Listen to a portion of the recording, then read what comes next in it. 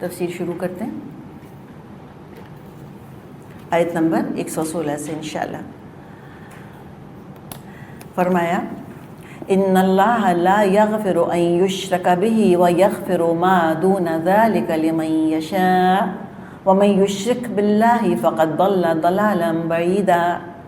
اللہ کے پاس بس شرک ہی کی بخشش نہیں ہے، اس کے سوا اور سب کچھ معاف ہو سکتا ہے جس کو وہ معاف کرنا چاہے۔ جس نے اللہ کے ساتھ کسی کو شریک ٹھہرایا وہ تو گمراہی میں بہت دور نکل گیا۔ اچھا، اب کیا مطلب ہے اس کا؟ اگر دنیا میں کسی نے شرک کر لیا تو اللہ معاف نہیں کرے گا اس کو؟ لکھا تو یہی ہے کہ اللہ تعالیٰ تو شرک معاف ہی نہیں کرے گا۔ تو پھر یہ بتائیں کہ انبیاء جن اقوام کی طرف بھیجے جاتے تھے وہ کیسی توحید پرست قومیں ہوتی تھیں کیا؟ کیسی ہوتی تھیں؟ مشرک ہوتی تھیں۔ تو اگر کسی نے شرک چھوڑ دیا اور اسلام کی طرف آ گیا تو اللہ بخشے گا کہ نہیں بخشے گا؟ تو پھر اس قرآن کی اس آیت کا کیا کریں؟ اللہ تو کہہ رہے نہیں بخشے گا۔ ان اللہ لا یغفر ان یشرک بہ، اللہ تو بخشے گا ہی نہیں اس کو جس نے کہ اللہ کے ساتھ شرک کیا۔ تو پھر کیا مطلب ہوا اس کا؟ مطلب یہ ہوا کہ قیامت کے دن جس کے اعمال نامے سے شرک نکل آیا اس کی بخشش نہیں ہوگی۔ تو یہ انڈرسٹوڈ میننگ ہے، اس کا مطلب یہ نہیں ہے کہ جس نے شرک کیا پہ وہ لاکھ استغفار کرتا رہے، توبہ تلہ کرتا رہے، رسول پر ایمان لے آئے، شرک چھوڑ دے تب بھی اللہ تو بخشے گا ہی نہیں۔ یہ تو کوئی قوم ٹھیک ہی نہیں ہو سکتی تھی۔ تو مراد یہاں پر لکھا ہوا نہیں ہے کہ آخرت میں، لیکن obviously کامن سینس ہم کو بتا رہا ہے کہ کیا بات کی جا رہی ہے۔ تو کیا ہوگا؟ لا یغفر ان یشرک بہ، اللہ نہیں بخشے گا جو شرک کے ساتھ اللہ کے سامنے کھڑا ہو گیا آ کر قیامت کے دن۔ ہاں کیا ہوگا؟ وَيَغْفِرُ مَا دُونَ ذَلِكَ، اس سے کمتر جو گناہ ہوں گے، دونا پھر دکھیں یہاں پر، علاوہ ہم نے ٹرانسلیشن کیا ہے نا، لیکن شرک سے کمتر گناہ جو ہوں گے ان کو اللہ بخش دے گا قیامت کے دن۔ کس کے لیے؟ لِمَن یشاء، کس کے لیے بخش دے گا؟ جو خود چاہ رہا ہوگا کہ مجھے بخش دے اللہ تعالیٰ، نہیں، جس کے لیے اللہ چاہے گا۔ تو وہاں اختیار کسی کا نہیں ہونا، کوئی کھڑا ہو کے خود یہاں پر فرمائش نہیں کر سکے گا، نعوذ باللہ، کوئی اللہ کو ڈکٹیٹ نہیں کرا سکے گا کہ اللہ تعالیٰ بس یہ گناہ تو بخشنا ہی پڑے گا۔ نہیں، یہ کب کہنے کی ضرورت ہے؟ جب دنیا میں ہیں۔ تو دنیا میں ہمارے پاس اختیار ہے کہ ہم اللہ سے ریکویسٹ کریں کہ اللہ مجھے معاف کر دے، اللہ مجھے بخش دے۔ قیامت کے دن اللہ کے آگے جب کھڑے ہو جائیں گے کوئی استغفار قبول نہیں ہونی، forget it۔ اب وہاں تو ساری مرضی اللہ کی ہے۔ دنیا میں تم کو مرضی کرنے کا اختیار دیا ہوا تھا، جس نے استعمال کر لیا کر لیا، خوش نصیب جنہوں نے دنیا میں استغفار کر لی۔ جنہوں نے دنیا میں تو کچھ نہیں کی استغفار، اب اللہ کے آگے کھڑے ہو کے وہ رو پیٹ رہے ہیں اور چیخ چلا رہے ہیں، اس لیے کہ اب تو قیامت بھی دیکھ لی، قبروں سے نکل کر بھی آ گئے، فرشتے بھی نظر آ گئے، اللہ کے آگے کھڑے ہو کے حساب دے رہے ہیں، اور جنت اور جہنم نظر آ گئی ہے، تو اب کیسے نہیں مان لیں گے؟ تو ابو جہل بھی روئے گا، پیٹے گا، استغفار کرے گا۔ اگر اللہ تعالیٰ نے اوپن رکھا ہوتا تو کوئی دنیا میں کیوں استغفار کرتا؟ بھائی دنیا میں مرضی کرو، اپنی عیش کرو، گناہ کرو دل بھر کے، جیو جیسے جینا ہے۔ کہیں گے ہاں جب اللہ کے یہاں جائیں گے تو استغفار کر لیں گے، اللہ بخش دے گا۔ نہ، نو وے۔ استغفار کی جگہ دنیا ہے، یہاں تمہارے پاس اختیار ہے، تم مانگو معافی، اللہ دینے والا ہے، اللہ دے گا۔ اسی کے استغفار بیسکلی کیا ہے؟ اللہ کا رحم ہے کہ ٹھیک ہے گناہ کے باوجود تم کو بخش دیا۔ قیامت کا دن تو عدل کا دن ہوگا، لمن الملک اليوم، اللہ کہے گا کس کی ہے بادشاہت آج، اور بادشاہت کے ساتھ عدل کا تصور آتا ہے۔ تو رحم مانگے اللہ سے، مت انتظار کریں ہم اللہ کے عدل کا، اللہ کے فیصلوں کا، وہ تو عدل کا دن ہوگا۔ تو اس دن کسی کے پاس اختیار نہیں۔ والامر یومئذ للہ، ہم پڑھتے ہیں نا والامر یومئذ للہ، اس دن معاملہ سارے کا سارا اللہ کے پاس ہوگا، تمہارے چاہنے سے کچھ نہیں ہونے والا۔ اب چاہو دنیا میں کہ اللہ مجھے بخش دے، اللہ مجھے بخش دے، اللہ بخشے گا تم کو، لیکن اس دن چپ، کوئی کچھ نہیں بولے گا، اور بولے گا تو بیکار ہوگا بولنا، وہ تو پھر اللہ ہی کے پاس کل اختیار ہوگا کہ جس کو اللہ چاہے گا اس کو بخش دے گا۔ اس کے کمتر گناہ، یعنی کہ شرک سے کمتر، اس کا مطلب کیا ہوا؟ اس کا مطلب یہاں یہ بتا دیا گیا ہے کہ کیا پتہ کچھ گناہ ایسے ہوں کہ جس پر ایک انسان نے دنیا میں بخشش طلب نہیں کی، قیامت کے دن ہو سکتا ہے کہ اللہ تعالیٰ عدل سے کام نہ لے، رحم سے کام لے اور اس کو بخش دے۔ لیکن کوئی رسک لے سکتا ہے اتنا بڑا اس کی وجہ سے؟ کیا ہم اپنی بخشش کے لیے آخرت کا انتظار کریں؟ پھر دنیا میں تو سارے نافرمان ہو جائیں گے، اپنی منمانی کرتے پھریں گے، اور آخر میں کہہ دیں گے اللہ مجھے معاف کر دے، ہم سوری، سارا کچھ کر آ کے۔ نہیں، یہ تھوڑی کوئی ہونا ہے، وہ تو نتیجے کا دن ہے، کریکشن کا دن تھوڑی ہے۔ بلینکو کرنا ہے تو آج کرو جب پیپر تمہارے ہاتھ میں ہے۔ ایک دفعہ جب تمہارا رزلٹ اناؤنس ہو گیا، پھر کوئی مانگتا ہے پیپر ٹیچر سے کہ لائن میں بلینکو کر کے اور اس کو میں اپنا صحیح آنسر لکھ دوں؟ نہیں، نو وے، وہ سارے اختیار ٹیچر کے پاس ہوتا ہے، رزلٹ اناؤنس ہو رہے ہوتے ہیں، تو وہ تو اپنی رحمت سے اللہ جس کو چاہے گا بخش دے گا۔ فرمائے وَمَن یشرک باللہ، جس نے اللہ کے ساتھ شرک کیا، فقد ضل ضلالا بعیدا، وہ تو گمراہی میں بہت بہت دور نکل گیا۔ بھائی اللہ معاف کرے۔ تبھی شرک کی تو اقسام ایک نہیں ہے، کئی اقسام ہیں شرک کی، کبھی اللہ نے چاہا تو اس پر بھی ہم بات کریں گے۔ تو دور دراز کا شرک تو رہنے دیں، دیکھیں نا، بعض تو کھلا مشرک ہیں، عقیدہ، جیسے ابھی پوچھا تھا آپ میں سے کسی نے، عقیدے کا شرک، عقیدے کا شرک ہے، ایسی اقوام موجود ہیں جیسے کہ عیسیٰ علیہ السلام کو وہ اللہ کا بیٹا کہتی ہیں، یا جیسے کہ مکے کے مشرکین تھے، وہ تو کھلا کہتے تھے کہ دیوی اور یہ دیوتا جو ہیں یہ اللہ کے شریک ہیں، صاف کہا کرتے تھے وہ۔ جیسے کہ ہندوازم ہے، وہ اپنے بتوں کو پوجتے ہیں، اور شریک کا مطلب کیا ہوتا ہے؟ اللہ کا انکار کرنا۔ مشرک کون ہوتا ہے کہ اللہ کا انکار کرتا ہے؟ وہ اللہ کا انکار کرے گا تو شرک کس کے ساتھ کرے گا؟ بات ہی تو ساری یہ ہے کہ اللہ کو مانتا ہے اور اللہ کے ساتھ شریک ٹھہراتا ہے، پارٹنرز بناتا ہے اللہ کے۔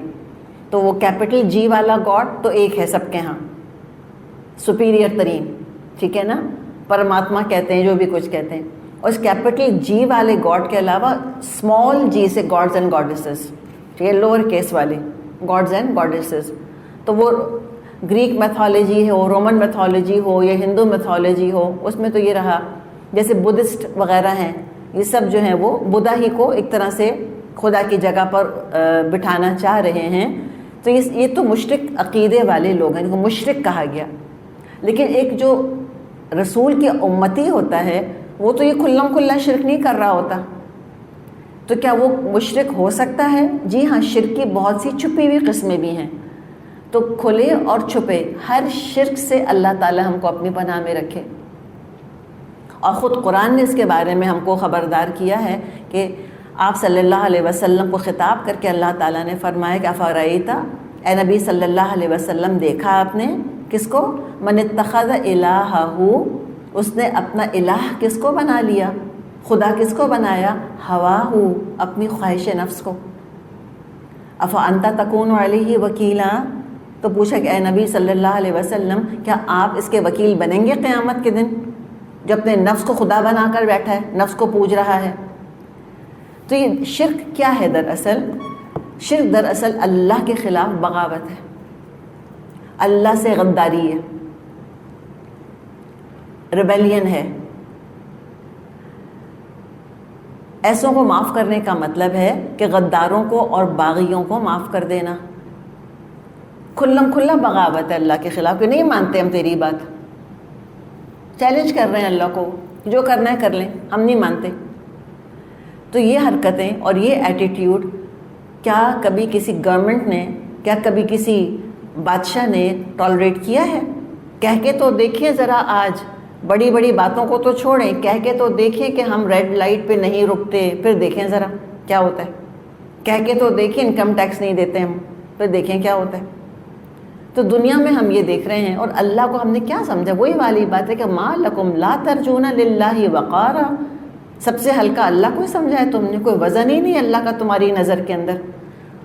اور کوئی بری بات بھی نہیں سمجھتے، کوئی بڑی بات بھی نہیں سمجھتے۔ شرک کرنے والے شرکوں کو برا سمجھتے ہیں؟ کچھ نہیں سمجھ رہے ہوتے۔ تو کوئی معمولی بادشاہ بھی برداشت نہیں کر سکتا کہ اس کے ساتھ یہ معاملہ کیا جائے۔ تو جو بادشاہوں کا بادشاہ ہے اللہ، سوچیں اس میں کس درجے غیرت ہوگی۔ خود کو اس نے المتکبر کا نام دیا ہے اللہ نے، اللہ المتکبر ہے، وہ کیوں برداشت کرے گا اس کے ساتھ کسی کو شامل کیا جائے؟ ہمارا بچہ آ کر ہم سے یہ کہہ دے کہ آپ بھی میری ماں ہیں اور کوئی اور بھی میری ماں، پھر دیکھیں ذرا، اگر ہم خفا نہ ہوں تو۔ اور کوئی غیرت والا مرد اگر ہے اور بیوی آ کر کہتی ہے کہ آپ بھی میرے شوہر ہیں اور فلاں بھی میرا شوہر ہے، لیکن اس میں شرط کیا ہے؟ غیرت، جو کہ بہت ریئر چیز ہو چکی ہے آج کل، وہ برداشت نہیں کر سکے گا کہ دو لوگوں کو اپنا شوہر کہہ رہی ہو۔ اللہ کتنا غیور ہے، اللہ کتنا غیرت مند ہے۔ حدیث میں آتا ہے کہ اللہ تعالیٰ شرک کرنے والے کو اور جس عمل میں شرک کیا گیا دونوں کو چھوڑ دیتا ہے۔ اللہ کو نہیں چاہیے، اللہ کو خالص نیتیں چاہیے، خالص توحید چاہیے۔ اب بات یہ ہے کہ جو شرک کرے گا، یعنی شرک ہوگا کہاں؟ شرک ڈیفینیٹلی وہاں ہوگا جہاں رسول کی فرما برداری کو چھوڑا جائے گا۔ تو جب اللہ رسول کو چھوڑا جائے گا تو ویکیوم تو نہیں رہے گا، تو لیڈرشپ پوزیشن خالی تو نہیں رہے گی، کوئی نہ کوئی تو اس ویکیوم کو فل کرے گا آ کر، اور وہ کون ہوگا؟ آبویسلی شیطان ہوگا۔ اب وہاں اس کا ذکر کیا جا رہا ہے، آگے فرمایا اِن يَدْعُونَ مِن دُونِ اللَّهِ إِلَّا إِنَاثًا، وہ اللہ کو چھوڑ کر دیویوں کو معبود بناتے ہیں۔ خود اپنے ہاتھ سے بت بنانا اور پھر ان کو پوجنا شروع کر دینا اور ان کو خدا بنانا، مخلوق کو خدائی میں شامل کر دینا، کوئی حد اور انتہا بھی ہوتی ہے عقل کی۔ امیجن کریں کہ اس وقت کوئی مٹی کا ڈھیر لے کر آئے اور اس کو ایک خاص شکل دے اور اس کو سجدے کرنے شروع کر دے، دعائیں مانگنی شروع کر دے، تو ہم ہنسیں گے کہ نہیں ہنسیں گے؟ یعنی کہ اس میں کسی وحی کی ضرورت بھی نہیں ہے، اس plain common sense, simple common sense کی بات ہے کہ آپ کیسے اللہ کے علاوہ کسی کو پوچھ سکتے ہیں، اس کو اللہ سے ایکویٹ کیسے کر سکتے ہیں اس چیز کو آپ؟ اسی لیے ہم دیکھتے ہیں کہ جب شرک کے بارے میں انبیاء نے اپنی قوموں سے سوال کیا کہ تم یہ کیوں کرتے ہو، کوئی عقل کا جواب نہیں دیا۔ انہوں نے کیا کہا کہ ہم نے تو اپنے آباء و اجداد کو یہی کرتے پایا۔ یہ نہیں کہا کہ اس میں عقل کی کیا دلیل ہے، ہمارے پاس جو ہے اس کا کیا ثبوت ہے یا کیا اس کا فائدہ ہے، نہیں، مکھی پر مکھی مارنے والی بات صرف۔ تو یہ کس کو پکار رہے ہیں؟ یہ عورتوں کو، یعنی عورتوں سے کیا مراد ہے؟ دیویوں کو پکارتے ہیں۔ وَإِن يَدْعُونَ إِلَّا شَيْطَانًا مَرِيدًا، اور وہ تو اس باغی شیطان کو معبود بناتے ہیں۔ وہ دیوی دیوتاؤں کی کیا حقیقت ہے؟ وہ تو کچھ بھی نہیں ہے، اس کے پیچھے پاور کس کا ہے؟ سارا شیطان کا، وہ بیٹھا ہوا ہے۔ جیسے ہم نے بات کی دیویوں کی، دیوتاؤں کی، کہ وہ لکشمی دیوی ہے یا یہ عزا وغیرہ ہے، انہی سے دعائیں مانگتے ہیں۔ تو یہ یدعون کا جو لفظ آ رہا ہے اس میں خاص شرک کی طرف اشارہ ہے، اور وہ ہے شرک فی الدعا، غیر اللہ کو پکارنا، غیر اللہ سے استغاثہ سمجھتے ہیں، یعنی فریادیں کرنا، استعانہ مدد طلب کرنا، اور استعاذہ پناہ طلب کرنا، استعانہ استغاثہ اور استعاذہ ذال کے ساتھ۔ اچھا، اب ہم کہیں کہ کیا میں کسی انسان سے مدد نہیں طلب کر سکتی؟ اب مثال کے طور پہ اگر میری پینسل نیچے گر گئی، کیا میں کہہ سکتی ہوں کہ ربیہ میری پینسل اٹھا دیں؟ اور کہیں گے واہ استعانہ، غیر اللہ سے مدد مانگ رہی ہیں، میں آپ سے کہوں مجھے پانی پلا دیں۔ ہم یہ کرتے ہیں کہ نہیں کرتے دنیا میں؟ تو یہ مطلب نہیں ہے یہاں پر کہ ہم ایک دوسرے سے ہم مدد نہیں مانگ سکتے، یا ہم اپنا پروٹیکشن نہیں کسی سے مانگ سکتے کہ مجھے بچا لو مثال کے طور پہ، یا ہم کسی سے مدد مانگیں، یا ہم کسی سے ہم کوئی فریاد کریں کہ بھئی میرے ساتھ یہ زیادتی ہو گئی ہے، میری مدد کرو۔ مراد کیا ہے کہ غیب میں جو ہستیاں ہیں ان کو نہیں پکارا جا سکتا۔ غیب کی باتیں ساری یہاں پر جو نظر آ رہے ہیں نا، ان سے تو ہم مدد مانگ سکتے ہیں۔ جیسے میں یہ کہہ سکتی ہوں کہ مریم مجھ کو 10 روپے دے دیجئے، ٹھیک، سامنے بیٹھی ہیں نا مریم، ان سے میں کہہ سکتی ہوں۔ کیا میں اپنی نانی اماں کی قبر پہ جا کے کہہ سکتی ہوں نانی اماں 10 روپے دے دیں مجھ کو؟ کہہ سکتی ہوں؟ کیا فرق ہے؟ فرق یہ ہے کہ یہ حاضر کی دنیا ہے، اسباب کی دنیا ہے، جو نظر آنے والے اسباب ہیں ان کو استعمال کر سکتے ہیں، ہم ان سے مدد حاصل کر سکتے ہیں، ہم پناہ کی درخواست کر سکتے ہیں، لیکن جو نظر نہیں آتے ہم کو آنکھوں سے، جو غیب میں ہیں، ان سے نہیں مدد مانگی جا سکتی۔ اور بہت ساری چیزیں آنکھوں سے نظر نہیں آتی لیکن موجود ہیں، تو ان سین کچھ اور ہوتا ہے اور انویزیبل کچھ اور ہوتا ہے۔ تو جو غیب میں موجود ہیں ہم ان سے مدد کی درخواست نہیں کر سکتے۔ سمجھ آئی بات آپ کو؟ پھر وہی والی بات، چلیے تو قبر کی بات ہم نے کی، ٹھیک ہے۔ اچھا، اسی طرح میں کسی سے کہتی ہوں کہ میں مثال کے طور پر میں کہتی ہوں کہ نازیہ میرا یہ پیغام آپ فلاں کو پہنچا دیں، یہ کیا جا سکتا ہے کہ نہیں کیا جا سکتا؟ کہ اب نازیہ میرا آپ یہ پیغام، نازیہ میرا پیغام مہناز کو پہنچا دیں، کر سکتے ہیں؟ اچھا، نازیہ سامنے بیٹھی ہیں، نظر آ رہی ہیں آنکھوں سے، کیا ہمارے ساتھ 2 فرشتے ہیں کرامن کاتبین ہیں ہمارے ساتھ؟ کیا میں ان سے کہہ سکتی ہوں کہ اے کرامن کاتبین ذرا مہناز تک میرا یہ پیغام تو پہنچا دیں؟ کہہ سکتی ہوں، حالانکہ وہ زیادہ پاورفل ہے نازیہ سے، ان سے میں کیوں نہیں کہہ سکتی؟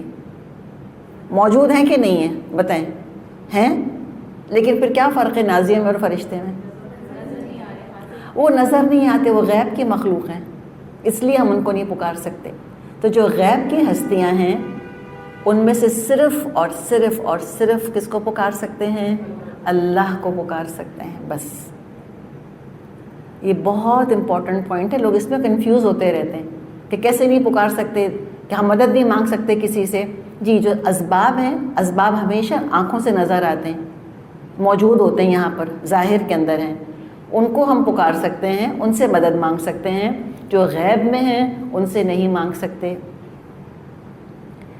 اللہ تعالیٰ نے شہیدوں کے بارے میں کیا فرمایا ہے کہ ان کو تو مردہ بھی مت کہو، احیاء عند ربہم یرزقون، اب زندہ ہیں، اللہ کے پاس رزق پا رہے ہیں، زندہ ہے نا، وہ تو قبر کے مردے تو نہیں ہیں، وہ تو زندہ ہیں۔ کیا پکار سکتے ہیں شہید کو؟ کیا میں دعا کر سکتی ہوں کہ اے عمر رضی اللہ عنہ پلیز مجھ کو یہ دے دیجئے، یا عمر میری مدد کیجئے، میں کہہ سکتی ہوں؟ یا علی میری مدد کیجئے، میں کہہ سکتی ہوں؟ کیوں نہیں کہہ سکتی؟ اس لیے کہ وہ غیب میں ہیں، صرف اور صرف اللہ کو پکارنا ہے، بس۔ شرک فی الدعا، یہ بھی شرک ہے، اور یہ شرک اکبر میں آتا ہے۔ آپ صلی اللہ علیہ وسلم نے فرمایا ہے، ترمذی میں حدیث ہے، الدعاء هو العبادہ، دعا تو ہے ہی عبادت، الدعاء مخ العبادہ، دعا تو عبادت کا مغز ہے۔ اور شرک شروع ہی کس طرح سے ہوا کہ لوگوں نے دعوے کرنے شروع کر دی کہ تم گناہگار انسان ہو، تمہاری دعا اللہ نہیں سنے گا، ہم نیک ہیں، ہمارے پاس آؤ، ہم سے کہو، ہم کو وسیلہ بناؤ، ہمارے تھرو دعا مانگو تو تمہاری دعا اللہ تک پہنچے گی۔ اور سارا چکر کیا تھا؟ اپنی چولہا چکی کا، اپنی مٹھی گرم کرنی تھی، اپنی جیبیں ان کو بھرنی تھیں، تو یہ دعا کو تجارت کا ذریعہ بنایا، خود وسیلہ بن کر بیٹھ گئے۔ اور شرک نے لوگوں کو کتنا ایکسپلائٹ کیا ہے۔ یہ مندر وغیرہ جو جب مسلمان آئے ہیں اور مندر وغیرہ توڑے گئے ہیں، سومناتھ کے مندر کا آپ نے سنا ہوگا ذکر، کتنا سونا نکلا تھا اس میں سے، ڈھیروں ڈھیر۔ کہاں سے آیا سونا؟ لوگوں نے دیا۔ کس کو دیا؟ مجاوروں کو دیا، جو قبر کے مجاور بن کر بیٹھے ہیں، جو مندر چلا رہے ہیں۔ تو انہوں نے کس کے نام پر مانگا تھا؟ دیوی دیوتاؤں کے نام پر مانگا تھا۔ دیوی دیوتاؤں کو چاہیے پیسہ؟ مٹی کو ضرورت ہوتی ہے کسی چیز کی؟ نہیں، تو سارا کہاں گیا پیسہ؟ ان کے اپنے پاس۔ تو یہ سارے ایشوز ہیں، اتنا زیادہ شرک ایکسپلائٹیٹو ہے، اس سے نکالا گیا ہے مسلمانوں کو۔ تو اللہ تعالیٰ نے کہا کہ یہ تو پکارتے ہیں اِن یدعون الا شیطانا مریدا، یہ سب شیطانی چیزیں ہیں، شیطان سرکش ہے ان سب نظریات کے پیچھے۔ لعنہ اللہ، جس کو اللہ نے لعنت زدہ کیا۔ یہ کیا طریقہ ہے؟ یہ طریقہ ہے جسے تبت یدا ابی لہب کہتے ہیں، ٹوٹ گئے ابو لہب کے دونوں ہاتھ، وتب، اور وہ خود برباد ہو گیا۔ تو جب یہ آیت نازل ہوئی تبت یدا ابی لہب وتب، تو تبت کیا تھا؟ ماضی کا صیغہ، فعل ماضی ہے نا تبت. تو کیا ابو لہب کے ہاتھ ٹوٹ گئے تھے اس وقت؟ نہیں ٹوٹے تھے نا. تو یہ جب اس طرح سے فعل ماضی آتا ہے یہ بد دعا کے لیے آتا ہے، ٹھیک ہے، بد دعا کے لیے. تو یہ لعنہ اللہ کیا مطلب ہے؟ بد دعا ہے، دراصل بد دعائیہ کلمہ ہے.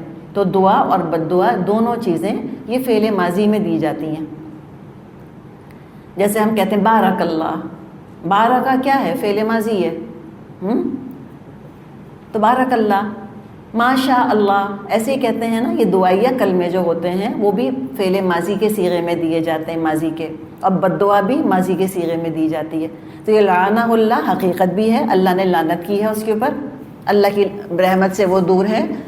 اور یہ بد دعائیہ کلمہ بھی ہے کہ لعنت زدہ ملعون ہے، وہ اللہ کی لعنت پڑی ہے اس کے اوپر. اور جو اس کے پیچھے چلے گا کہاں جائے گا؟ رحمت کے پاس آئے گا اللہ کی؟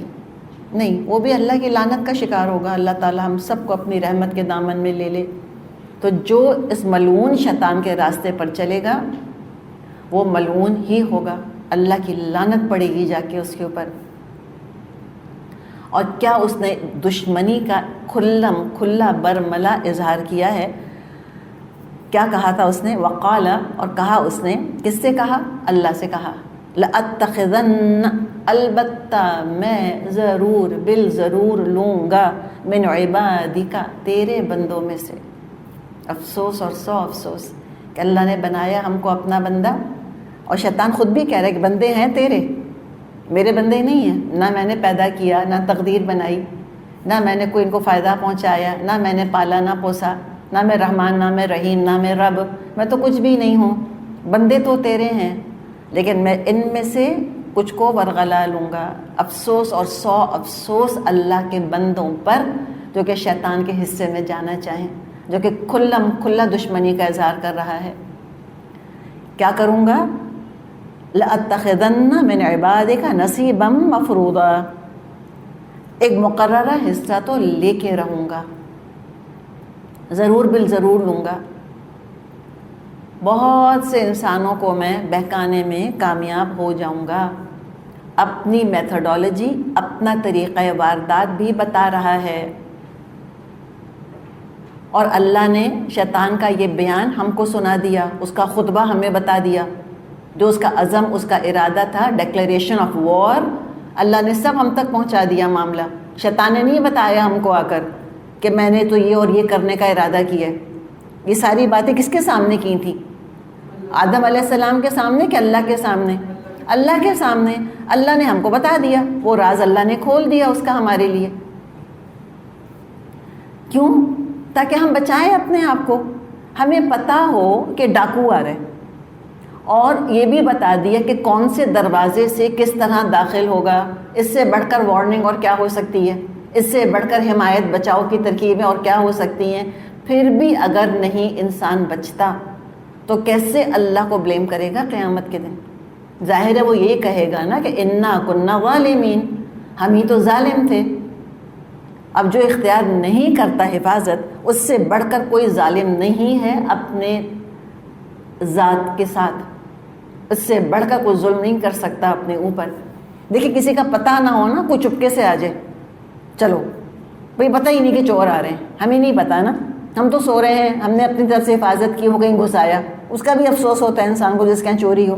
جب بتا دیا کہ فلاں دروازے سے آئے گا، وہ فلاں ڈاکو آنے والا ہے، اور پھر بھی وہ چوپٹ دروازہ کھول کے اگر کوئی گھر میں بیٹھا ہوا ہے تو پھر دیکھ لے اپنی بیوقوفی پر روئے پھر وہ. اور کیا کہہ رہا ہے؟ اب میتھڈالوجی بتا رہے اپنی. وَلَأُضِلَّنَّهُمْ، اور میں ان کو بہکاؤں گا. اُضِلَّنَّهُمْ، سب سے کاری حملہ، پہلا حملہ کیا کہ قرآن حدیث سے، ہدایت سے بہکا دے، ورغلا دے، بدگمان کر دے، شکوک و شبہات ڈال دے. اس لیے اللہ نے کہا ہے کہ دیکھو میرے بندو، ذالک الکتاب، یہ وہ کتاب ہے، لا ریب فیہ، اس میں کوئی شک نہیں ہے، ھدی للمتقین، متقیوں کے لیے ہدایت ہے جو بچنا چاہتے ہیں. اور اس نے کتنا مشکوک بنا دیا اس ہدایت کو. اور کیا کرے گا؟ وَلَأُمَنِّيَنَّهُمْ، اور میں ضرور بالضرور ان کو آرزوؤں میں الجھاؤں گا، گمراہیوں کو خوشنما بنا کر دکھائے گا، فائدہ مند بنا کر دکھائے گا، خوب گمراہ کرے گا، اور اس گمراہی کے ساتھ امیدیں دلائے گا کہ گناہوں کے ساتھ جنت ملے گی، تم بہت لاڈلے ہو اللہ کے، اللہ تو تم کو آگ میں ڈالے گا ہی نہیں، دنیا میں اپنی مرضی کرتے رہو، آخرت میں اپنی مرضی کا انجام ہوگا۔ اللہ غفور اور رحیم ہے، مت ڈرو، کچھ نہیں ہوتا، ڈونٹ وری، بی ہیپی۔ وَلَأُمَنِّيَنَّهُمْ، خوب آرزویں دلاؤں گا، کہتے ہیں جتنے گناہ کرو گے اتنا خوش رہو گے، اور جتنی نیکیاں کرو گے اتنے مزریبل رہو گے، تو چھوڑو تم شریعت کو، ہو وانٹس مزری، عیش کرو، اور نیکیوں کے ساتھ تو خوشیاں ملیں گی نہیں تم کو، جوان ہو نا تو جوانی میں اگر گناہ نہیں کیا تو جوانی کا فائدہ، اگر جوانی دیوانی نہیں ہے تو فائدہ، یہ تو بڑھاپا ہی آ گیا نا تمہارے اوپر، بڈھوں جیسے ہو گئے وہ جوانی کے اندر، کدھر گئی وہ شرارتیں، کہاں گئی وہ نوٹینس، کدھر گئے وہ افیئرس، کہاں ہے وہ فلرٹ کرنا، ویئر آر یور ہارمونس، عیش کرو، جوانی میں سب کرتے ہیں، بڈھے ہو جاؤ گے تو نیک بن جانا۔ وَلَأُمَنِّيَنَّهُمْ، ایسے ایز اف کہ بہت ٹائم پڑا ہے، ہر ایک جیسے قیامت کے بوریے سمیٹے گا۔ کیا کہا تھا یوسف علیہ السلام کے بھائیوں سے اس نے کہ اب یہ قتل کر دو یوسف کو، بعد میں نیک بن جانا، تو یہ امیدیں دلاتا ہے، آج کر لو گناہ، گناہ آج نیکی کل، ابھی رشوت لے لو پھر صدقہ کر دینا، ابھی رہنے دو، اس کے بعد پھر تم حج کر لینا جا کر۔ یہ ہے دراصل کہ اللہ غفور و رحیم ہے، مت ڈرو، اللہ کا ڈر نکال دیتا ہے جھوٹی امیدیں دلا دلا کر، ساری توانائی، ساری محنت، سارا وقت دنیا کمانے کے لیے لگاؤ، آخرت تو صرف تمناؤں سے ملے گی تم کو۔ وَلَأُمَنِّيَنَّهُمْ، جن آرزوؤں نے آدم علیہ السلام کو جنت سے نکلوایا، وہی آرزویں ہمارے دل میں پیدا کرتا ہے، ان کو آرزوؤں کی وجہ سے جنت سے نکلنا پڑا، ہم سے کہتے ہیں آرزویں کرتے رہو جنت میں داخل ہو جاؤ گے، بس تمنا کرتے رہو۔ اور کیا کہتا ہے، کیا کرے گا؟ وَلَآمُرَنَّهُمْ، اور میں ضرور بالضرور ان کو حکم دوں گا، حکم دوں گا، مشورے دوں گا۔ یہ جو وسوسے ہوتے ہیں نا، اس کے یہ دراصل کیا ہے، اس کا حکم۔ جیسے کسی نے کہا کہ ہر گناہ کفر کی چٹھی ہوتی ہے، کفر کا پیغام ہوتا ہے کہ آؤ آؤ اور گناہ کرو۔ وَلَآمُرَنَّهُمْ، مشورے دوں گا، سجاؤں گا، خوبصورت بنا بنا کے دکھاؤں گا ان کو میں گناہ، حکم دوں گا ان کو۔ تبھی جو شیطان آتا ہے حکم دینے کے لیے، اپنی شکل میں آتا ہے، اوریجنل شکل میں آ کے کہتا ہے، کس کی شکل میں آتا ہے؟ ہم بات مانتے کس کی ہیں بتائیں ذرا، ہم مانتے کس کی ہیں بات؟ جس پہ اعتماد ہوتا ہے۔ تو یاد رکھے، شیطان دشمن کی شکل میں نہیں آتا، نہ وہ آ کر انٹروڈیوس کرواتا ہے اپنے آپ کو کہ ہائے آئی ایم دا ڈیول، میں آیا ہوں تم کو ورغلانے کے لیے، میں شیطان آ گیا ہوں، کیا حال ہے تمہارے، چلو مل کے بہکتے ہیں، ایسے نہیں کہتا وہ آ کر، وہ روپ بدل کر آتا ہے، وہ کسی انسان کی شکل میں آتا ہے، اور اس انسان کی شکل میں آتا ہے جس کو ہم لک اپ کر رہے ہوتے ہیں، جس پہ ہم کو اعتماد ہوتا ہے، جس پہ ہمیں ٹرسٹ ہوتا ہے، جس کی عقل پر ہمیں بھروسہ ہوتا ہے، جس کا کوئی مقام ہوتا ہے ہماری زندگی میں یا معاشرے کے اندر، جس کو بولنے کا ڈھنگ طریقہ آتا ہے، اس کو الفاظ کا انتخاب آتا ہے۔ ہم الفاظ میں کھو جاتے ہیں لوگوں کے، ہم کہتے ہیں کتنا اچھا بولتے ہیں، یہ بھی تو سنو کیا کہہ رہے ہیں۔ ہر اچھا بولنے کے پیچھے جو ہے وہ ہدایت نہیں ٹپک رہی ہوتی، بہت سے اچھا بولنے والوں کے پیچھے شیطان کی آواز ہوتی ہے۔ تبھی تو کہتے ہیں کہ مت دیکھو کون کہہ رہا ہے، دیکھو کیا کہہ رہا ہے، اس پر فوکس کرو۔ ہم تو آج کل ایکسنٹ سے اور لہجوں سے اور زبان سے اتنے متاثر ہوتے ہیں، اور ہمیں نہیں پتہ وہ ہمیں کیا سکھا رہے ہیں۔ تو اس نے کہا وَلَآمُرَنَّهُمْ، اور لازماً حکم دوں گا میں ان کو، فَلَيُبَتِّكُنَّ آذَانَ الْأَنْعَامِ، اور میرے حکم سے یہ جانوروں کے کان چیریں گے. یہ بھی ان کے ہاں مشرکوں کے ہاں ایک ان کی اپنی مشرکانہ رسم تھی کہ غیر اللہ کے نام پر جانوروں کو آزاد چھوڑ دیا کرتے تھے. علامت یہ ہوتی تھی کان میں چیرا ڈال دیتے تھے, سپلٹ کر دیا کرتے تھے ان کے کان. تو وہ تو ہم دیکھتے ہیں کہ انہوں نے جانور چھوڑے ہیں. بعض دفعہ کچھ لوگ ہیں جن کو کہ بس اسی طرح وہ دیوانوں کی طرح سڑکوں پہ پھرتے رہتے ہیں. ہم ان کو مجذوب کہتے ہیں, کبھی کچھ اور کہتے ہیں, کہ بس وہ اللہ کے نام پر پھر رہے ہیں یہاں سے وہاں. کبھی آپ نے سنا ہے شاہدولہ کی چوہوں کا ذکر مزاروں پہ؟ یہ تو جانوروں کا ذکر ہے نا.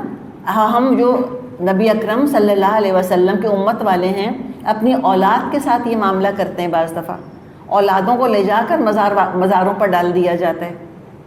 بعض دفعہ منت یہ مان لی جاتی ہے کہ اگر بیٹا ہوگا کہ میں شاہدولہ کا چوہا بناؤں گی یا بناؤں گا, تو وہ لے جا کر شاہدولہ کا اللہ جانے کدھر ہے وہ مزار, وہاں جا کے ڈال دیا جاتا ہے ان بچوں کو. اور جو وہاں کے مجاور ہوتے ہیں وہ ان کو لوہے کا ایک سمجھے کہ ایک ہیلمٹ پہنا دیتے ہیں لوہے کی. ہوتا یہ ہے کہ اس سے بچوں کا اسکل ڈیولپ نہیں ہوتا, تو اسکل چھوٹا رہ جاتا ہے, جس سے نارمل گروتھ اس کی ہوتی ہے وہ نارمل گرو کر جاتا ہے اور بالکل چوہوں کی شکل کے ہو جاتے ہیں. کبھی دیکھا ہوگا آپ نے بازاروں میں پھر رہے ہوتے ہیں, بھیک مانگ رہے ہوتے ہیں بیچارے. تو پھر کیا کرتے ہیں وہ شاہدولہ کے مزار کے جو مجاور ہیں, ان بچوں سے وہ کیا کام لے رہے ہیں؟ اللہ والا بنا رہے ہیں ان کو, اپنی جیب کے لیے اپنے پیٹ کے لیے بھیک منگواتے ہیں ان سے. اور ظاہر کسی ایب نارمل انسان کو دیکھ کے لوگوں کے دل میں رحم کا جذبہ تو ابھرتا ہے, تو ازراہ رحم ہی ہم ان کے ہاتھ پہ 2-4 پیسے رکھ دیتے ہیں, تو ان بچوں کے ہاتھ پہ تھوڑی ہی جاتے ہیں. وہ تو ظاہر ہے پھر وہ سارے لوگ لے لیتے ہیں پیسے ان سے. تو یہ ایکسپلائٹیشن دیکھیں ذرا. تو اسی طرح بہت سے یہ جانور ہیں, آگے سورۃ الانعام میں ان کا ذکر بھی ہم پڑھ لیں گے. تو انہوں نے کتنے ہیں جو وہ صائبہ اور اس طرح کے انہوں نے نام رکھے ہوئے تھے, اور ہاں مختلف جانوروں کے مختلف نام رکھ کر اور ان کو چھوڑ دیا کرتے تھے. اچھا ایگزیکٹلی یہ چیز ہم کو مشرکانہ مذاہب میں ہندوازم میں ملتی ہے. گائے کو ہاتھ لگا سکتے ہیں؟ کیا گائے ذبح ہو سکتی ہے؟ وہ مسلمانوں کو انہوں نے ذبح کر دیا, مسلمانوں کو قتل کر دیا. کس جرم میں؟ کہ انہوں نے آخر گائے ذبح کیسے کی؟ بعض دفعہ شک کے اوپر, صرف شک کے اوپر. تو یہ وَلَا يُبَتِّكُنَّ آذَانَ الْأَنْعَامِ یہ معمولی بات نہیں ہے کہ جانور کی زندگی کی اہمیت ایسی ہو جائے گی کہ وہ خدا بن جائے گا اور انسان کی جان اس کے آگے کوئی حیثیت نہیں رکھے گی. پورے مندر بنے ہوئے ہیں, وہاں کھانا رکھا جاتا ہے, دودھ رکھا جاتا ہے. کس کے لیے؟ بندروں کے لیے یا چوہوں کے لیے. یہ معاملہ ہے. ان کو خدا کے درجے پر بٹھا دیا لے جا کر. ان جانوروں کو سوچیں اور پھر یہ بخشے جائیں گے. آخرت میں کچھ نہیں ہوگا ان کے ساتھ. ہمیں کوئی جانور کہے نا ہم کو آگ لگ جائے, اور نعوذ باللہ انہوں نے اللہ کے ساتھ ایکویٹ کر دیا ہے ان کو. تو یہ خالی ہم کہیں گے لو خالی کان چیرنے میں کون سی بڑی بات ہے, واٹس دا بگ ڈیل. تو بالکل خدائی کے برابر کر دیا لے جا کر. اور ہم اپنی آنکھوں سے دیکھ رہے ہیں. اگر ہم نے اپنی آنکھوں سے نہ دیکھا ہو تو یقین نہ آتا ہم کو کہ کوئی گائے کو خدا بھی کہہ سکتا ہے اور کوئی بندروں کو بھی خدا کہہ سکتا ہے. اور جو امیجز بنائے ہوئے ہوتے ہیں, آدھا انسان اور آدھا جانور, گنیش مہاراج فار ایگزامپل, آدھا ہاتھی اور آدھا انسان. یا جو ان کے ہاں وہ ہے ہنومان, آدھا بندر آدھا انسان, اور کہتے کیا ہیں؟ خدا. نعوذ باللہ. تو یہ ہم یہی چیز دیکھ رہے ہیں کہ جیسے وہ اپنے خداؤں کے دیوی دیوتاؤں کے نام پر وہ جانور کھلے چھوڑ دیتے تھے, کوئی اونٹ وغیرہ, اسی طرح آج بھی کتنے جانور ہیں جو کہ خدا کے نام پر یا خدا سمجھتے ہوئے ان کو چھوڑا ہوا ہے, ان کو ہاتھ نہیں لگایا جا سکتا. اور کیا اس کے اندر مسائل ہیں جو کریٹ ہو رہے ہیں. اور کیا کہے گا؟ وَلَآمُرَنَّهُمْ اور میں لازماً ان کو حکم دوں گا, مشورہ دوں گا, سجاؤں گا, خوبصورت بناؤں گا. کیا؟ فَلَيُغَيِّرُنَّ خَلْقَ اللَّهِ اور میرے حکم سے خدائی ساخت میں رد و بدل کریں گے, خلق اللہ میں تبدیلی کریں گے. تو خلق اللہ کیا ہے؟ جو قدرت کا فطری نظام ہے, قدرت کی فطری ترتیب ہے, اس کو بگڑواؤں گا. تو خلق اللہ میں تبدیلی کیا ہے؟ اللہ نے کیوں پیدا کیا ہے مرد اور عورت کو؟ اللہ نے بنایا ہے مرد کو اور عورت کو, جیسے کہ ہم نے سورہ نساء ہی میں شروع میں پڑھ لیا تھا, وَبَثَّ مِنْهُمَا رِجَالًا كَثِيرًا وَنِسَاءً کہ اللہ تعالیٰ نے مرد اور عورت سے کئی انسان دنیا میں پھیلا دیے، یعنی رشتہ ازواج قائم کیا. یہ ایک نیچرل طریقہ ہے رہنے کا، ٹھیک ہے. شوہر ایک مرد ایک عورت نکاح کا رشتہ قائم کریں اور اس کے بعد اللہ چاہے گا تو ان کو اولاد دے گا، اور اس طرح دنیا بڑھتی چلی جائے گی. اب اس میں تبدیلی کیا ہے؟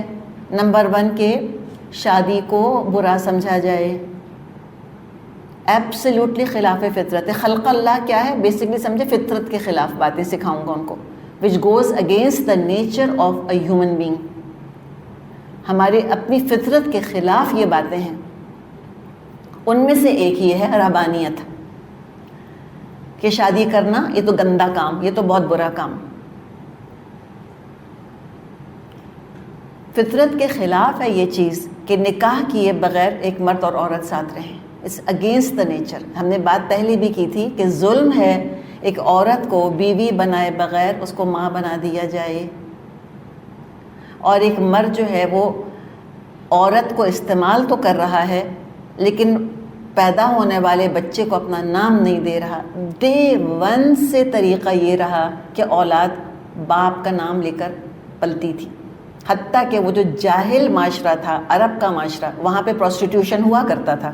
کچھ خواتین تھیں، ان کے گھروں پہ سرخ جھنڈے لگے ہوئے ہوتے تھے، تو لوگوں کو پتہ ہوتا تھا کہ اپنی اگر میں حاجت پوری کرنی ہے تو کہاں جانا ہے.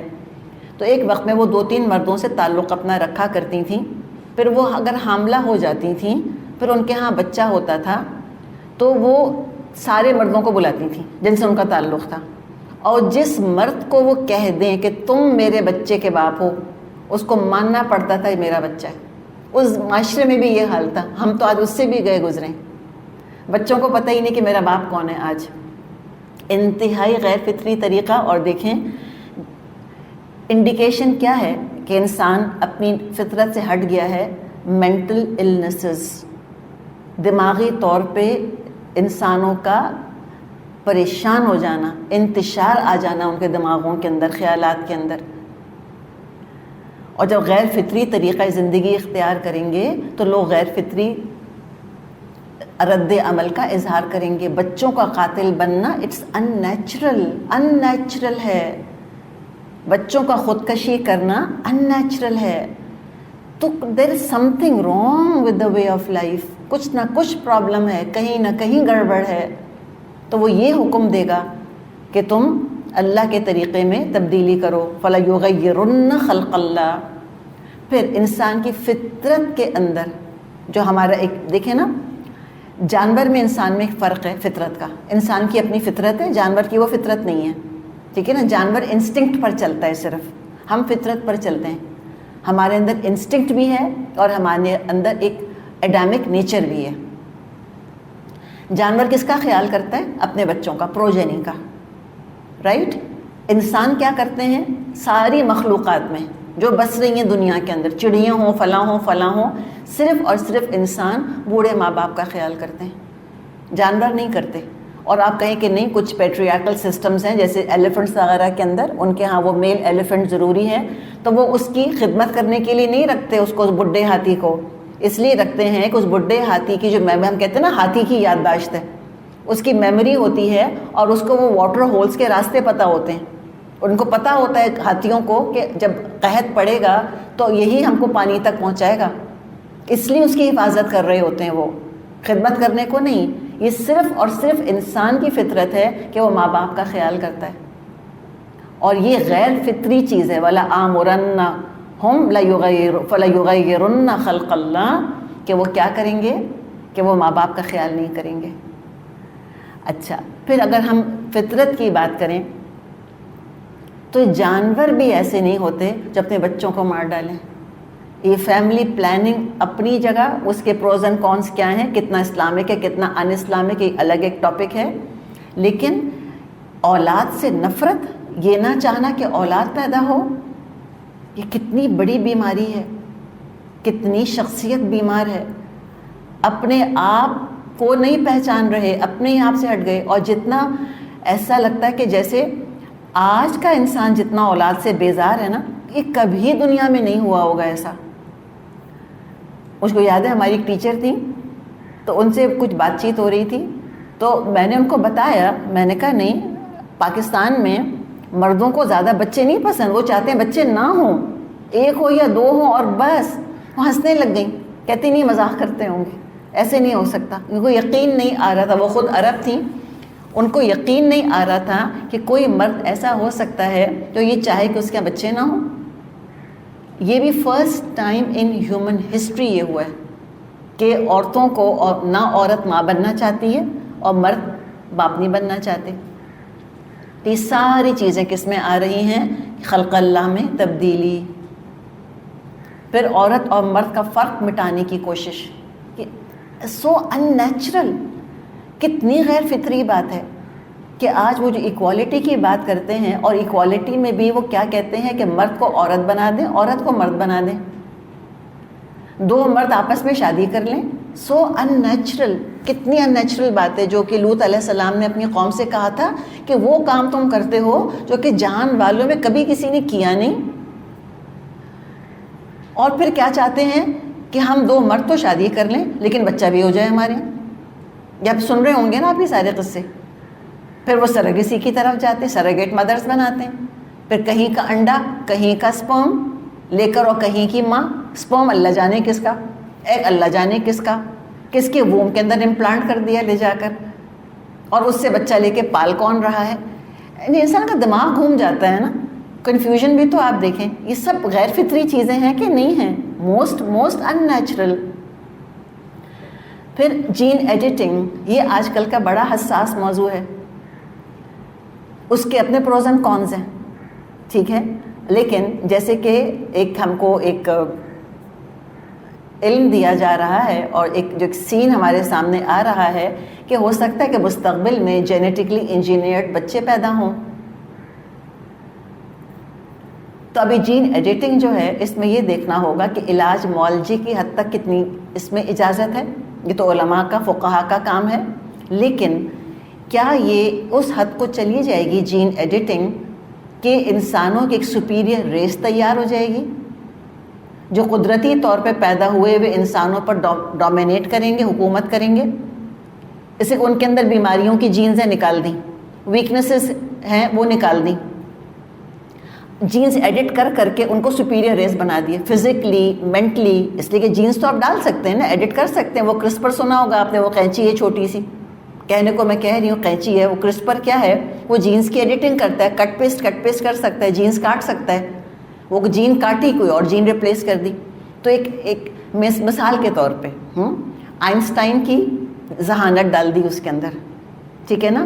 سب سے طاقتور انسان ہے، اس کی فزیکل اسٹرینتھ ڈال دی. سب سے حسین جو ہے اس کا حسن ڈال دیا.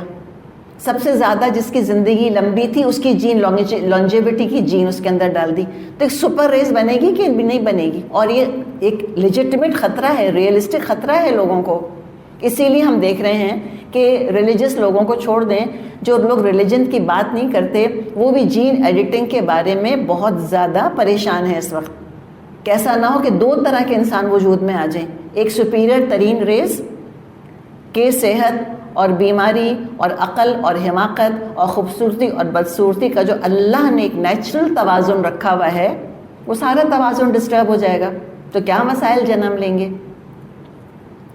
تو اللہ جانے کہاں تک اس کی حد جائے گی. فَلَا يُغَيِّرُنَّ خَلْقَ اللَّهِ، کہ میں اللہ کی تخلیق میں تبدیلی کروں گا. یہ جینیٹکلی انجینئرڈ جو سیڈز ہیں جن میں سے ریپروڈکشن کی جین نکال دی ہے انہوں نے. پہلے تو بھئی لوگ اپنی کھیتی بویا کرتے تھے، اس کے بعد کچھ انہوں نے کھایا، کچھ انہوں نے رکھا، پھر اگلی سیزن میں وہی بیج بو دیے اور فصل نکل آئی. اب کیا کیا ہے انہوں نے؟ فوڈ سورس کو کنٹرول کرنے کے لیے جینیٹکلی انجینئرڈ سیڈز ہیں کہ اگر آپ نے فصل بوئی ہے اب آپ کو دوبارہ سیڈز انہی سے خریدنے ہوں گے جا کر. اب اپنی فصل میں سے دوبارہ سے آپ بیج لے کر نہیں بو سکتے.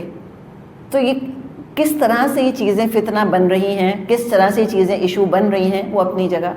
تو آپ صلی اللہ علیہ وسلم نے کچھ چیزوں پہ جو بالکل بیسک لیول کی، اب تو ان کے مقابلے میں تو بہت بیسک لیول کی ہیں، لیکن دیکھیے بات بیسک لیول سے شروع ہوتی ہے تو آگے بڑھتی ہے. تو یہ حدیث موجود ہے، آپ صلی اللہ علیہ وسلم نے سختی سے منع کیا ہے کہ لوگ ٹیٹوز نہ کرائیں. جو پرماننٹ ٹیٹوز ہوتے ہیں دیکھے ہوں گے نا آپ نے، اس کو کیا کہتے ہیں، وہ جو اندر انک وغیرہ بھر دیتے ہیں، ٹیٹوز ہی ہم کہتے ہیں جی. آپ نے منع کیا ہے آپ صلی اللہ علیہ وسلم نے، اور لعنت فرمائی ہے ٹیٹو کرنے والے اور کروانے والے کے اوپر.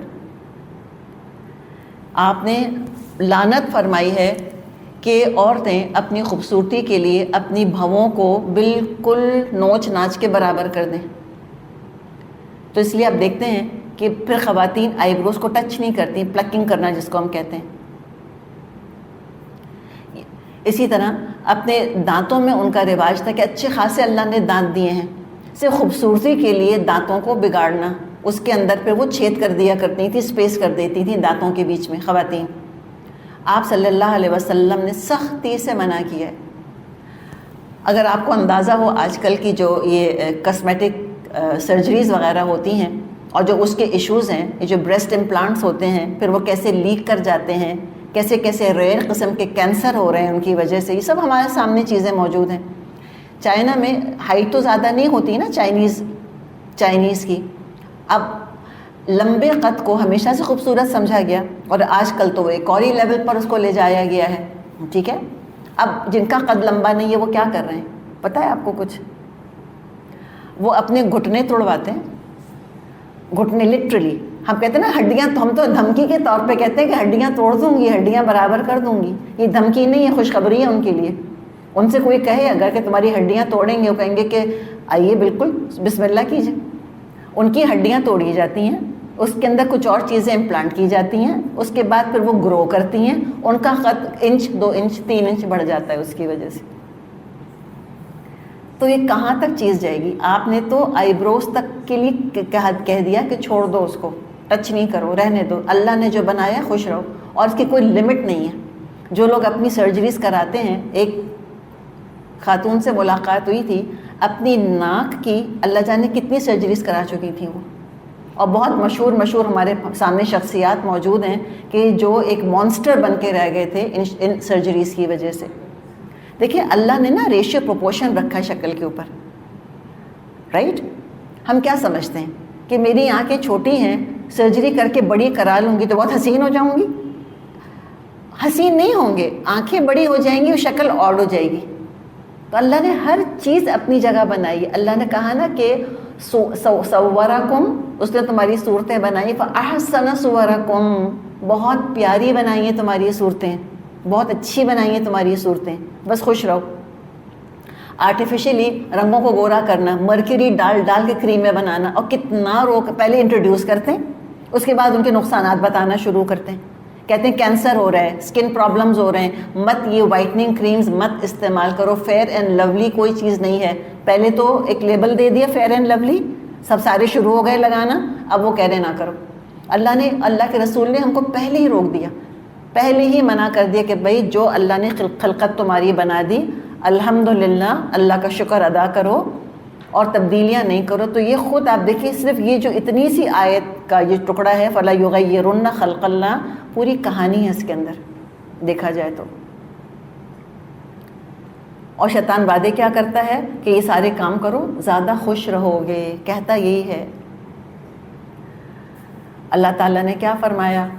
وَمَن يَتَّخِذِ الشَّيْطَانَ وَلِيًّا، جس نے کہ شیطان کو اپنا ولی، اپنا دوست، قریبی ساتھی، اپنا مددگار سمجھ لیا، من دون اللہ، اللہ کو چھوڑ کے، اللہ کے علاوہ کوئی کمپیریزن ہے اللہ کا اور شیطان کا، رحمان کا اور شیطان کا؟ وہ رجیم اور اللہ رحیم، مردود بننا چاہتے اس کے پیچھے چل کر، اللہ کا رحم نہیں چاہیے. ٹھیک ہے، تو جس نے شیطان کو ولی بنا لیا، یعنی اللہ کو چھوڑ دیا، پھر اس نے فقط خسر خسرانا مبینا، وہ تو صریح نقصان میں پڑ گیا. یعدہم، وہ ان لوگوں سے وعدے کرتا ہے. اور کیا کہے گا؟ سورہ ابراہیم آئے گی، اللہ نے چاہا ہم پڑھیں گے. وہ کہہ دے گا کہ اللہ نے وعدے کیے تھے تم سے. قیامت کے دن شیطان یہ کہے گا، اللہ نے وعدے کیے تھے تم سے، اللہ کے سارے وعدے سچے تھے اور میں نے بھی وعدے کیے تھے، فاخلفتکم، میں نے خلاف ورزی کی سارے وعدوں کی.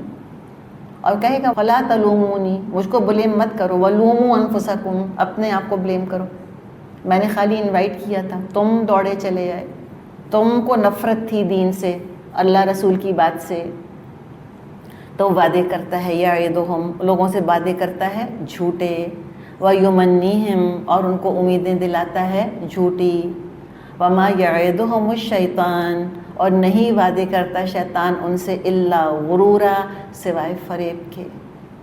کیوں نہیں اللہ کی بات مانتے؟ ومن اصدق من اللہ قیلا، اللہ سے بڑھ کر کون چاہے گا مجھ کو؟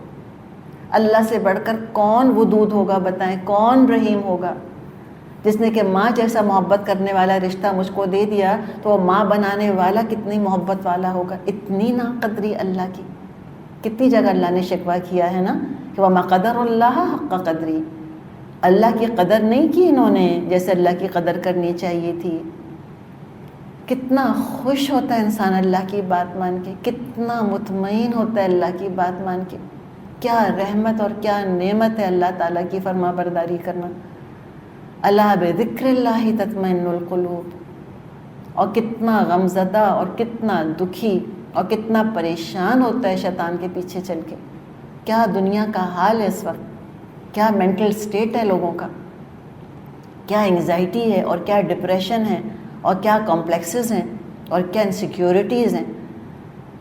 وہ لے کے چلتا ہے، شروع میں تو مزہ آتا ہے، پھر ایڈکشن ایک دفعہ جب کروا لیتا ہے وہ اللہ کی نافرمانی کا تو ایڈکشن کے نقصانات پتہ چلتے ہیں۔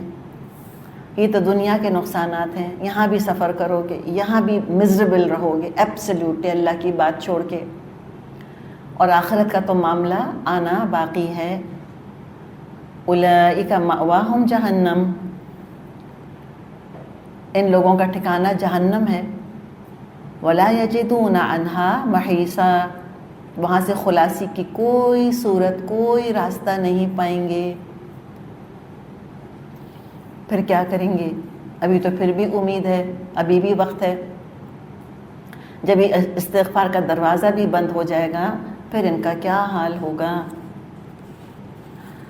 اللہ تعالیٰ ہمیں ان تمام آزمائشوں سے، تمام جالوں سے اللہ تعالیٰ ہمیں محفوظ رکھے۔ تبھی تو ہم کہتے ہیں اعوذ باللہ من الشیطان الرجیم، میں اللہ کی پناہ میں آتی ہوں شیطان مردود سے۔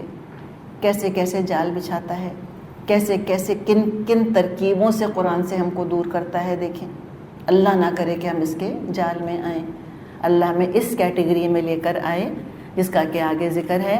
فرمایا والذین آمنوا وعملوا الصالحات، رہے وہ لوگ جو ایمان لے آئیں اور نیک عمل کریں۔ ایمان تو لے آئے ہیں اللہ کے فضل سے ہم، بلکہ ایمان تو ہم کو موروثی طور پہ مل گیا، بس اللہ ہمیں عمل صالح کرنے والا بنائے تاکہ اپنے قول کو ہم عمل سے سچا ثابت کریں۔ اور وقت اور حالات کے بدلنے سے عمل صالح کا اجر بدلتا رہتا ہے۔ جتنے حالات مشکل اتنا عمل کا اجر زیادہ۔ تو کرنے کا کام کیا ہے؟ کرنے کا کام مشکل ہے کا وظیفہ پڑھنا نہیں ہے۔ کرنے کا کام کیا ہے؟ کام کیے جانا، عمل صالح کیے جانا، اور اس اجر کی امید رکھنا جو کہ اللہ تعالیٰ دے گا۔ وہ تو چاہتا ہے شیطان کہ ہم کہتے رہیں کہ بہت مشکل ہے، ہم سے نہیں ہوتا، بہت مشکل ہے، ہم سے نہیں ہوتا، ہم چھوڑ دیتے ہیں، ہم نہیں کر سکتے۔ اور کیا چاہیے اس کو؟ یہی تو چاہیے اس کو، کسی طرح یہ رسی تو چھڑوا لے ہمارے ہاتھ سے۔ تو آسان ہو کرنا یا مشکل ہو، بس عمل صالح کیے جانا ہے انشاءاللہ تعالی۔ تو جو ایمان لائیں گے اور جو اچھے اعمال کریں گے اور صالحات، دیکھیں صالح ہے نا، صالح عمل، صالح ہم کہتے ہیں صالح کیا؟ کمپلیٹ عمل، مکمل۔ ادھورا عمل صالح عمل نہیں ہوتا۔ صالح عمل کے بھی اپنا لمبا ڈیفینیشن ہے کہ عمل الصالحات کس کو کہا جاتا ہے، لیکن اتنا پتہ ہے ہمیں کہ جو چیز ادھوری ہوتی ہے وہ صالح نہیں ہو سکتی۔ ادھوری چیز، انکمپلیٹ چیز یوز لیس ہے، ایبسلیوٹلی یوز لیس۔ کل بھی ہم نے بات کی تھی، نماز شروع کر کے آدھی چھوڑ دی، اس کو عمل صالح کہیں گے؟ نہیں کہیں گے۔ حج کرنے گئے، عرفات کے میدان میں نہیں گئے، کیا اس کو ہم عمل صالح کہیں گے؟ کپڑا سینا شروع کیا، آدھا سی کے چھوڑ دیا، فائدہ؟ خامخواہ ٹائم بھی ضائع کیا، محنت بھی ضائع کی، پیسہ بھی پھینکا اس کے اوپر، فائدہ کچھ نہیں ہے۔ تو صالح عمل وہ ہوتا ہے جس کا کلوزر ہوتا ہے، جو انجام اختتام کو پہنچتا ہے، کمپلیٹ جو کام ہوتا ہے وہ صالح عمل ہوتا ہے. اس کے علاوہ اور بہت کچھ اس کے اندر ہے، اللہ نے چاہا تو پھر بات کریں گے. تو جو صالح عمل کرنے والے ہیں، سندخلہم، ان قریب ہم ان کو داخل کریں گے. کس میں؟ جنات، جنتوں کے اندر. تجری من تحتها الانہار، جن کے نیچے سے نہریں بہہ رہی ہوں گی.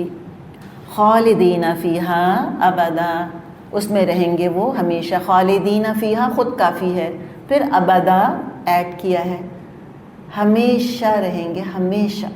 ہم امیجن نہیں کر سکتے کہ ایٹرنٹی کیا ہے، کیا عرصہ ہے. وہی والی بات کہ سمندر میں انگلی ڈبو کر نکالنا دنیا کی زندگی، اور سارا سمندر یہ ابد کی زندگی ہے. وعد اللہ حقا، اللہ کا سچا وعدہ ہے، پکا وعدہ، سچا وعدہ. اب دیکھو کس کی بات پہ یقین کرتے ہو تم؟ یعدہم الشیطان، شیطان بھی وعدے کر رہا ہے. وعد اللہ، اللہ کا بھی وعدہ ہے. کس کے راستے پر آتے ہو؟ اگر اللہ کے وعدے پر یقین ہے تو عمل گواہی دے دے گا، اور اگر شیطان کے وعدے پر یقین ہے تو بھی عمل گواہی دے دے گا. ومن اصدق من اللہ قیلا، اور اللہ سے بڑھ کر کون اپنی بات میں سچا ہوگا. تو ایمان لاؤ، زبان سے اقرار کرو، دل سے تصدیق کرو کہ ہم اللہ پر، اس کے فرشتوں پر، اس کی کتابوں پر، اس کے رسولوں پر، اور آخرت پر، اور تقدیر پر، خیر پہ شر پہ ایمان رکھتے ہیں. اور پھر نیک عمل کرو تو اس کی جزا جنت ہے. اور طرح طرح کی جنتیں ہوں گی انشاءاللہ تعالیٰ. پھر ہم اس کے بارے میں چاہا تو پھر ہم اس کے بارے میں پھر تھوڑی سی بات کر لیں گے. جیسے بھی ہم نے بات کی کہ عمل صالح کا ڈیفینیشن جو ہے ہمارا، ایک تو ہم نے مختصر ابھی بات کی ہے، پھر تھوڑی سی تفصیل اس عمل صالح کے بارے میں ہم دیکھ لیں گے، تاکہ اللہ تعالیٰ اگر کوئی غلطی ہماری ہے تو ہم پہ واضح ہو جائے، اور اگر ہم صحیح عمل کر رہے ہیں تو وہ کرتے رہیں انشاءاللہ. چلیے یہیں تک ہم کرتے ہیں. وآخر دعوانا ان الحمد للہ رب العالمین. سبحانک اللہم وبحمدک نشہد ان لا الہ الا انت نستغفرک ونتوب الیک. السلام علیکم ورحمۃ اللہ وبرکاتہ.